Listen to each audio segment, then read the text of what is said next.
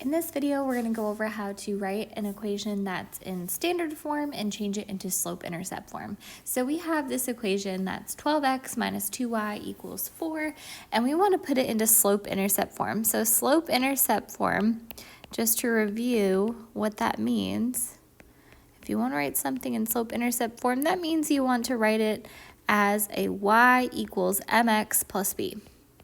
So in other words, we're going to take this 12x minus 2y equals 4 and solve it for y. So taking this equation just down here, we're going to write it as 12x minus 2y equals 4. And we're going to move things around so that we can get it into slope-intercept form.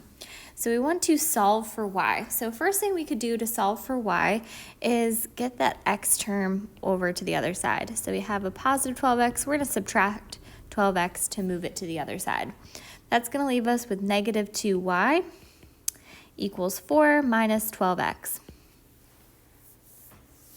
So we're getting a little bit closer, but we don't have y quite by itself. We need to divide both sides by that negative 2 coefficient. So that'll give us y equals, and we can plug in 4 divided by negative 2, which is going to be negative 2. And then we have negative 12 divided by a negative 2, so two negatives are going to cancel out and be a positive.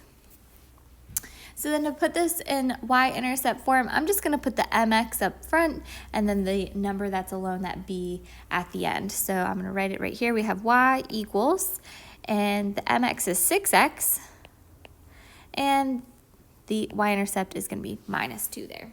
So the form is y equals mx plus b, but b can also be a negative number. So we could write it as plus a negative 2, or just minus 2 is a little bit easier. So we have y equals 6x minus 2. And if we identify the slope there, the slope is what's in front of x. So the slope is going to be 6. And the y-intercept, that b at the end, is a negative 2.